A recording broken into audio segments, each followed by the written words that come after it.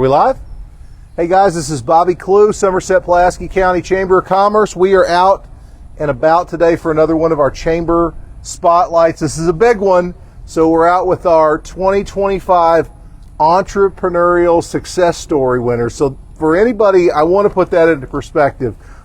One of our biggest awards that we hand out on a yearly basis. And essentially this is for true entrepreneurs, people who have been in our community for decades. They've given back and they have that entrepreneurial spirit, and they've started businesses, successful businesses in our community that you definitely are going to know the names of. So with me today, probably two of the biggest entrepreneurs in Pulaski County and maybe Southeast Kentucky, Barbara and Dwight Sears. Thank you all very much for taking some time to talk to us.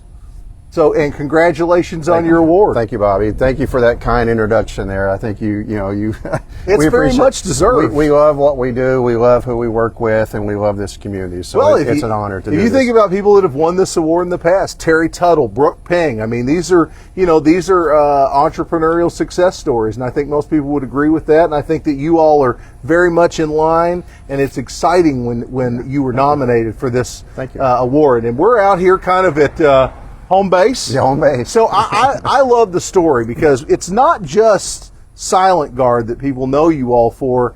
It's Davis HVAC experts as well. So Barbara, this is your family's business. Yeah. I've known your dad when I was a little guy. Yeah. And I remember your dad coming out to our house in Nancy and working on our HVAC out there. Tell us the story of how Davis, and that evolution into turning into Silent Guard. I mean, let's start here. Tell us the story. Well, the company started in 1980. I was 10 years old. We didn't start in a building like this. We started in our house, in our living room, and everything started from there. And the business just kept growing and growing. In 1987, Dad bought this building, one of the first buildings on Enterprise Drive. Really? Dwight and I had just graduated high school and had also just started dating. Oh, wow. And then my brother, and while Dad worked during the day, we moved him out of the storage buildings into this building and got things going. And back when Fun Country used to be across the road, it wasn't even there yet. We were the only building on this street. That's amazing. DC Trimble had developed the area. Was the school, hadn't been built back here either? The only thing that was here was the mall that got put in the early 80s. Wow. Yeah. We were the first building on this street, and I believe Southside was the second, if I'm not mistaken. Well, and I know, that your father and this company and yourself, it comes with such a high reputation. And that's when you have, good reputation and you do things right, you grow. Yeah. And that's what happened over those, 4 or 5 decades, and obviously at some point in between there, a guy working over at South Kentucky RECC purchased a little business there as well and turned that into Silent Guard. Can you tell us about that? Yeah, we did. We actually took over the security entity from South Kentucky RECC in 2000. We moved into a very small space in the back corner of the Davis Heating and Air Conditioning building. I saw it. It still small. Has the chamber. I think the 2001, 2000 chamber sticker on the door, the original door. Taylor wants to keep it. He's like me. We keep everything. And so we just kept expanding. And every time that we would talk about, hey, we may need to move out and get our own space, her dad would say, why is the rent too high? What is it? What's the problem? And we just kept taking over the building. And we were going through some really major growing pains with both companies. And I finally caught him on vacation, found out that the building next door, literally 18 feet next door to us, was coming up for sale possibly. We reached out to the owners and said, hey, we would be interested in buying it. They weren't looking to sell it, honestly. And they said the fact that we love your story, we love your family, if you'll take it and turn it into what it's become, we'll accept it. So we transitioned over there. I think we've just celebrated our 10th year. That's hard to believe. In this building, never dreamed that we would run out of space. We're literally busting through the walls in both locations. And there's about 6,000 square feet next door. Here at the Davis, there's about 10 or 12,000. We're literally busting through. And then we've got storage buildings over there that we use for company use. And we've just opened an office in Lexington. Our office in Lexington is really starting to grow. But yeah, that's kind of the elevator pitch, if you will, on the history of the two. How many employees do you guys have now currently between the two businesses, or individually? But yeah, there's 49, I think is the number. 49. you're providing a lot of, you're taking care of a lot of local people, and they're friends, they're family to you guys. A lot of them have been with you for many, many years. Yeah. But I think we forget about that sometimes, that it's not about you guys. You're taking care of a lot of families that, have great jobs because of the wonderful work you're doing. And I want to make sure to highlight that as well. That's part of that entrepreneurial story is, taking care of all those families. Yeah. Sure. It's important. You hear often the community says we need better jobs, we need better benefits. And that's what we pride ourselves in trying to do, is to make sure that all of our teams are taken care of. It's never about us. Never. It's never been about us. It's about us. And so she tells me that I'm loyal to a fault. We support as many local small companies as we can. And we feel like that maybe to your point, that's why we have the longevity. We've recently just had a gentleman that just retired 20 some years from the industry. And so we couldn't be more happy for him. But yeah. I think you see that a lot of places that have great businesses. I think about the John Sherman Cooper Power Plant. I think about South Kentucky RECC.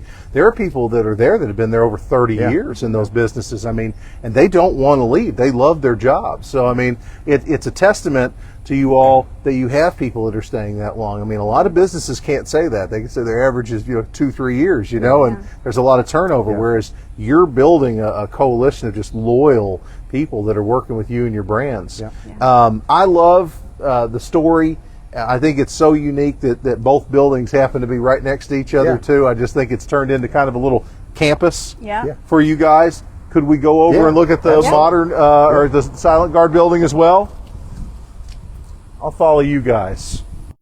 Sears store down in front of the down on 27. You're kidding me. No, where Taco Bell is where now. Taco Bell is. Yes. So Gordon Levins across the street bought it and moved it down here. How neat is that? And that was probably locked. Let me get this one here. I'll follow you all in. And he and his wife put in a gym here. Oh, there was a gym. Mm-hmm. So I crossed the street. Do you remember that? It was Danny. What was Danny's name? I worked out there when I was a kid. This is where Total Body was. So Total Body was here. That was Miss Levins brought the gym here, and then it. I remember her.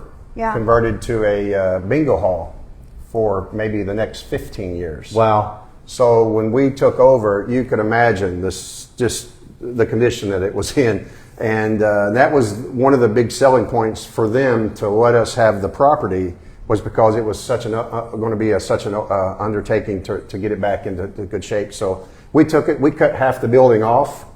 We literally took this whole front corner in the south corner off, and put big windows, big rooms, big ceilings. Again, never dreaming that we would run out of space. And we're right now, this morning we were trying to figure out where's our next build going to be, because we're getting ready to build, probably going to have to go up. We're not really for sure what we're going to do. I remember we just brought our leadership class over here about a month or so ago, and this is a beautiful building. It's well laid out, and I think that a lot of people, maybe we could just talk about the book of products that Silent Guard offers, because it's a lot more than security. There's so much more, and that's why it's not Silent Guard security anymore. It's because your book of things that you all do is significant. We make light of the fact that people drive by our building every day and have no idea what goes on behind these walls, and we pride ourselves in providing the best products, the best service,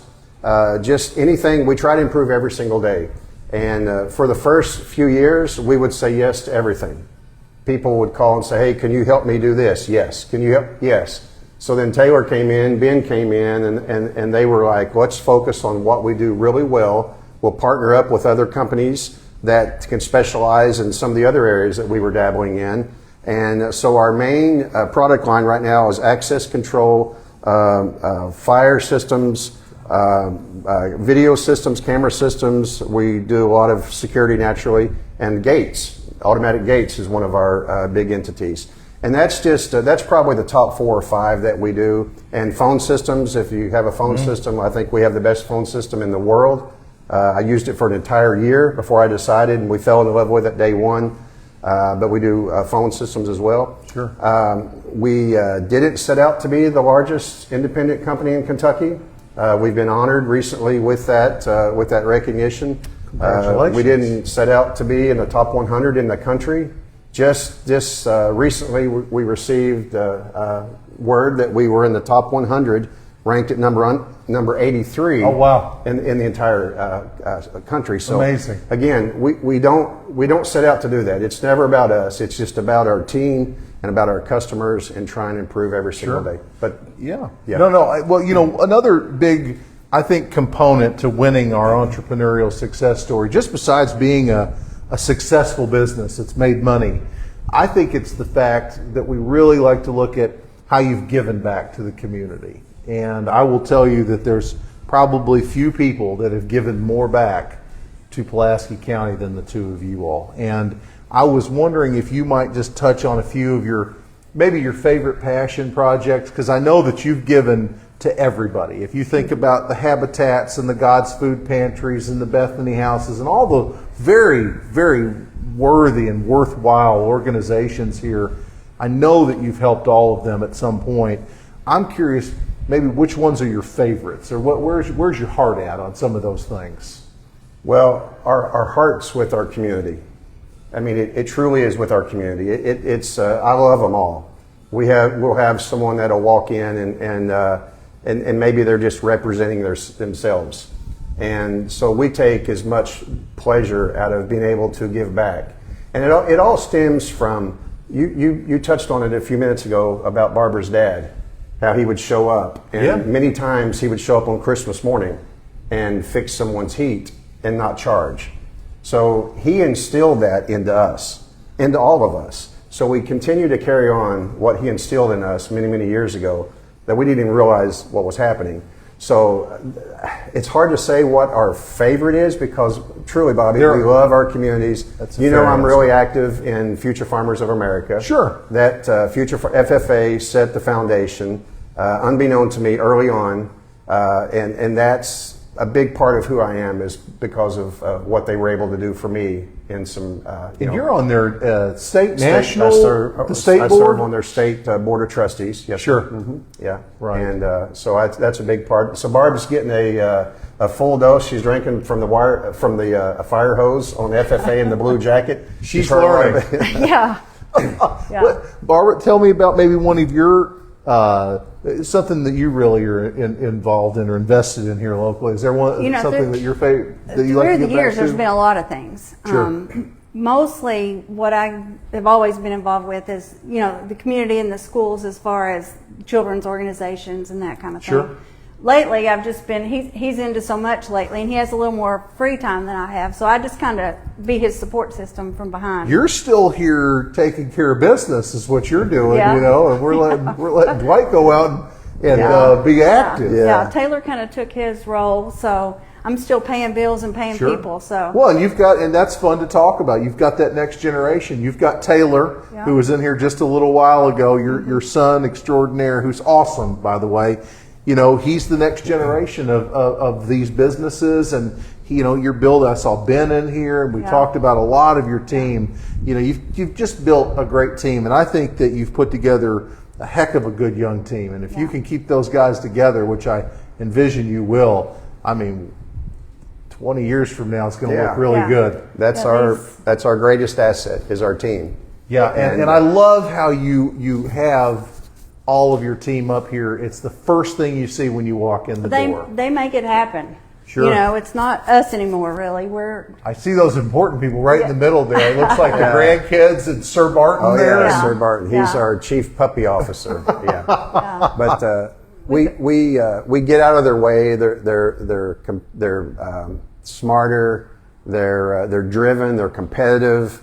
We've never micromanaged. It's just something that I just allow them to, or both of us for that matter, just allow them to try to be who they need to be. and they make a lot of mistakes. We all make a lot of mistakes, but we learn from it. Sure. And we stay out of their way. And so we're riding their coattails. I mean, every one of them. I could name every single one of them.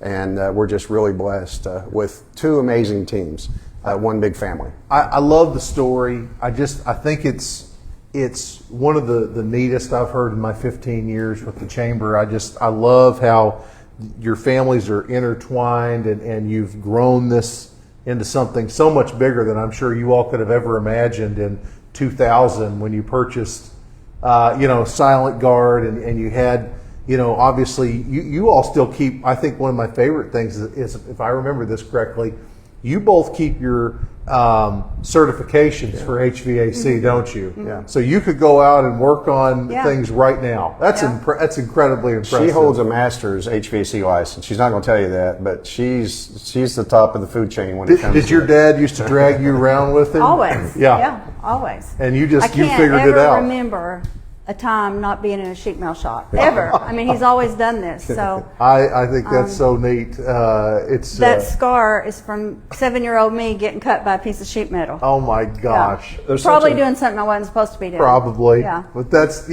those are the best stories in the world. Well, ironically, Bobby, we were about to cancel because we sat through 8 hours of continuing education every year, and we've done that for years.